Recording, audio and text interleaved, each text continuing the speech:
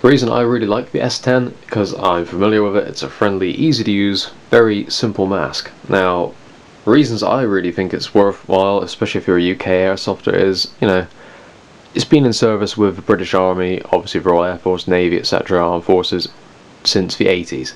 Now, I believe these were introduced in 1986, and to my knowledge, mine's a 1988 model. Now, that means they are very easy to come by. The only things you do need to do, though, are replace the lenses. The original lenses are not impact resistant enough to play airsoft in. Okay, if you use these, I guarantee a BB will pass right through them.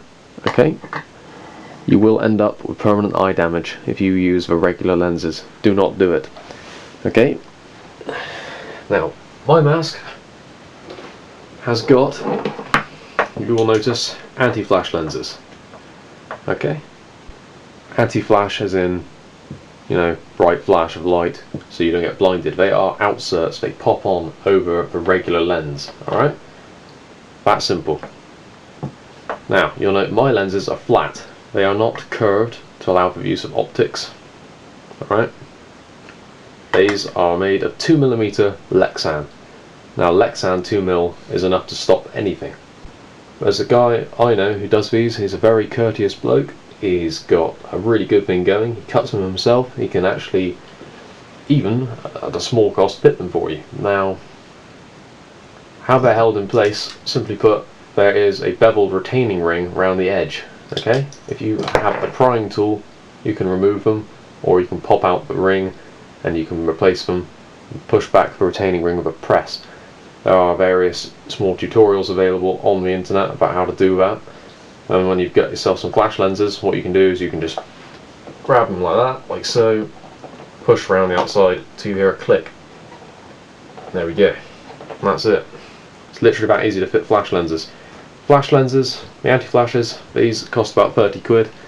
Quite easy to find. The other thing the S10 has, which I also quite like, okay, comm system. Actual microphone attachment, okay? It's for use of a Klansman mic or a throat microphone, which the British Army have had in use for, well, ages now. I'm not sure when that came in.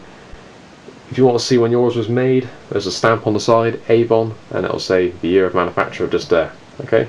Just above, depending on which side it is, either your mic or your respirator. Now, the masks were produced, alright, so you could have either a left-handed shooter or a right-handed shooter using them. These filters, now, there's a little note on this. Filters are NATO compatible because they're British and standard compliant. So what you'll find is anything with a 40mm thread will fit. Okay, you'll notice mine's got electrical tape sealed around it. That's because it's been cut open and the filter contents have been removed.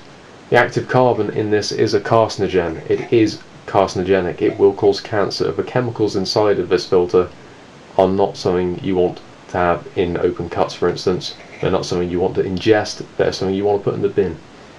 Alright? The reason you remove them is because if you run and the carbon filter is still in there, it makes life a lot more difficult. In comparison, running without the filter, probably, I'd say, a good 4 or 5 times easier than running with a full filter. If you run with a full filter and actual NBC gear, whilst carrying a rifle and some other equipment, you are very soon going to get tired out. This isn't real warfare, it's airsoft, so there's no need to pretend to that level unless you're really hardcore. And of course, unless you've got the fitness levels for myself. I used to be quite keen on running, but I don't think I'm that keen. Okay, it's very simple. Push fit, wind yourself around until it starts to tighten. Okay, and that's good enough. NATO stock number, blah blah blah blah blah blah. Manufactured and sealed May 2007. Batch number 280824. This one here, quite a new filter. Now, they've moved on to the GSR, which is the General Service Respirator, I believe. That came in 2011. By the end of 2014, all the S10s are going to be out of service. So, it's been around for a long time. It's run to the end of its serviceable lifespan. And now, frankly, they are more than ever going to be up for sale in large numbers. And they are quite good for what they are. 15 quid for the Lexan lenses, maybe 20 quid for the gas mask, 30 odd quid for the outserts. Once you've done all that, really what you've got to do is you've got to get the rest of the loadout. Now a lot of people are going for CRW loadouts, or we're going for SAS loadouts, or just general purpose military hazmat loadouts with proper NBC kit. But the one thing you must remember is, with regular lenses, alright, even when you have the flash outserts, it doesn't take much to pull them off.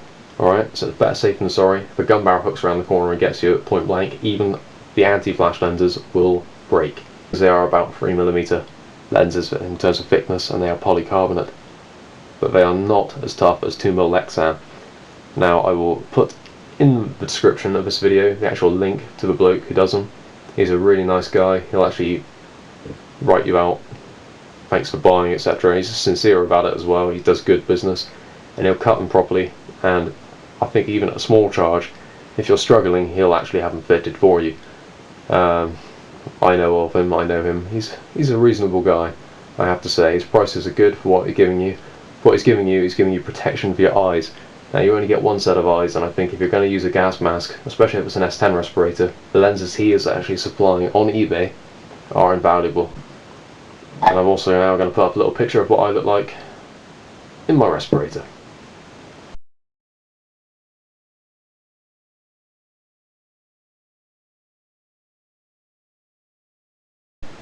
Thanks for watching.